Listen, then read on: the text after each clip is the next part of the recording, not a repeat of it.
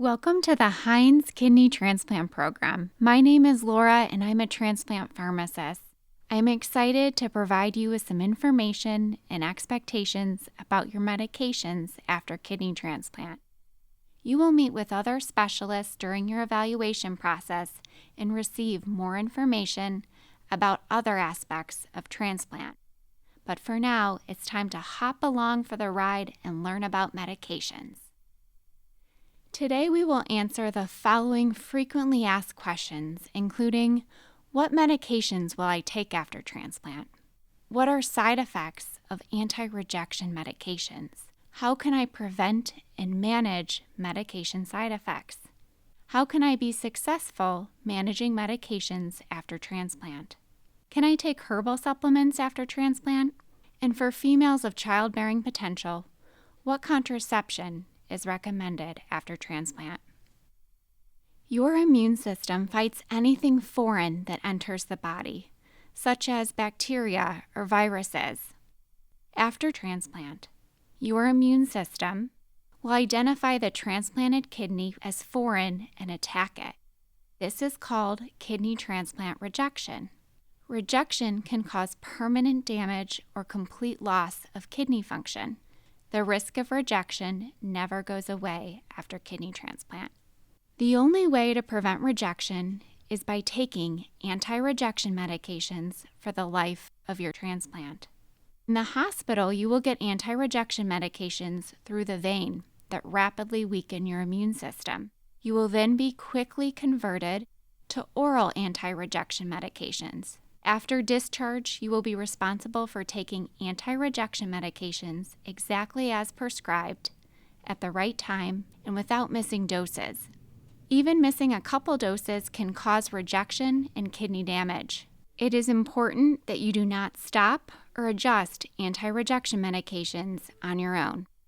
The most common anti-rejection regimen consists of 3 different medications: tacrolimus plus mycophenolate or azathioprine, plus a steroid called prednisone.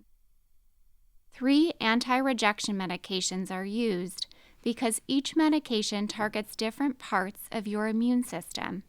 In some circumstances, you may be started on a different anti-rejection medication that is an infusion through the vein called belatacept.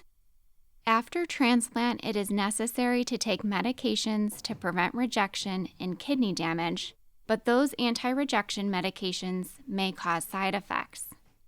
The transplant team will work to balance your risk of rejection with your risk for side effects.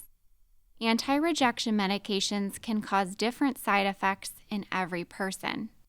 We will review common side effects now. Anti-rejection medications can increase blood pressure, and a majority of patients require medications to lower blood pressure after kidney transplant. Anti-rejection medications can increase blood glucoses. Approximately 2 of every 5 patients will develop new diabetes after transplant. If you have been previously diagnosed with diabetes, you will likely need more medications to keep glucoses controlled after transplant. Managing diabetes in the early transplant period often requires insulin to control blood glucoses. If you have a history of diabetes or develop new diabetes, the transplant team will request you monitor blood glucoses at least 3 times a day or wear a continuous glucose monitor. Our transplant team will work closely with you to personalize a diabetic regimen that works for you. Some patients may develop minor or more significant hand tremors.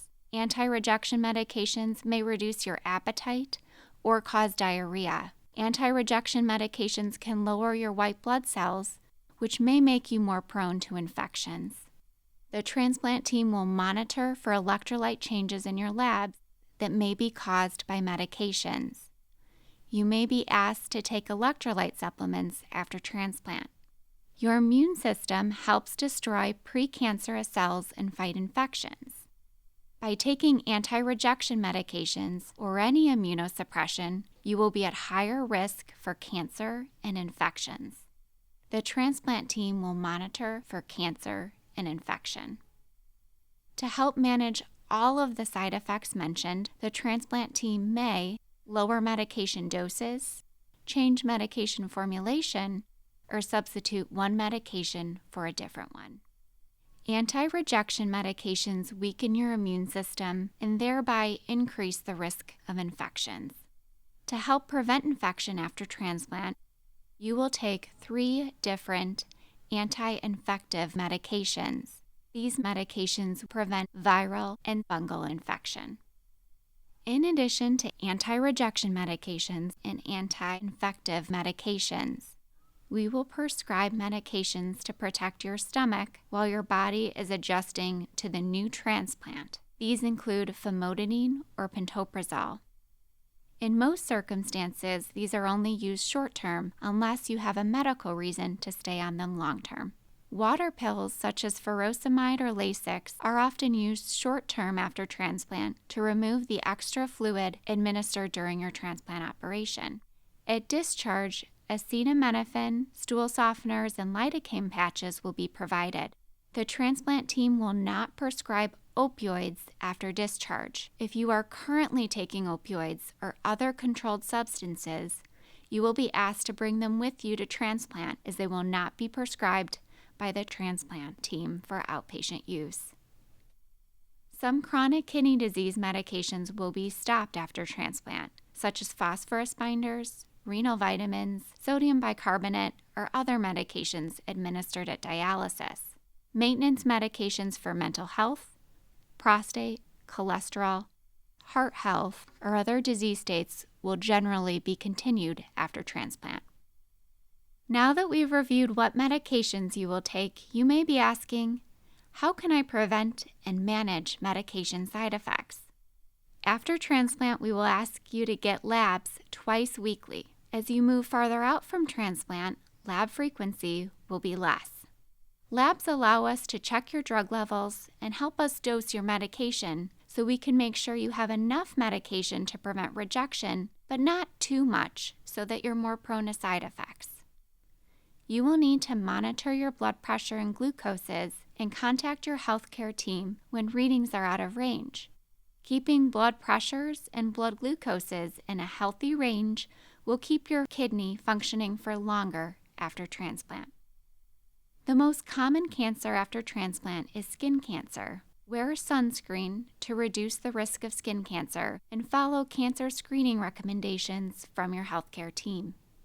In addition, good hand washing and wearing masks as directed is important to reducing the risk of infections. We encourage you to stay up to date on your vaccines before your transplant to help protect you from infections after transplant. A transplant pharmacist will help you and your caregivers learn about why and how you are supposed to take each medication. Here is a sample medication list a veteran may receive during transplant medication teaching.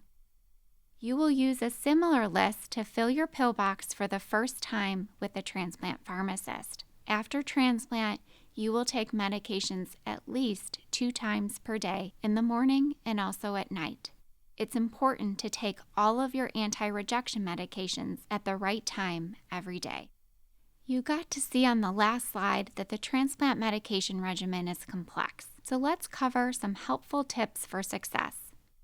We recommend using a pill box, contacting the VA pharmacy 2 weeks before running out of a medication, and keeping an active medication list that includes dosing instructions for each medication.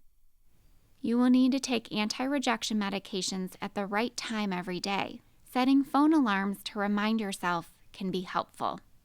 Please communicate side effects with us so we can partner with you and help adjust your medications.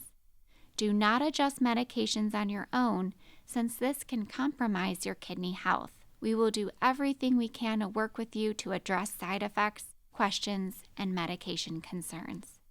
We are frequently asked if it is okay to take herbal supplements after transplant.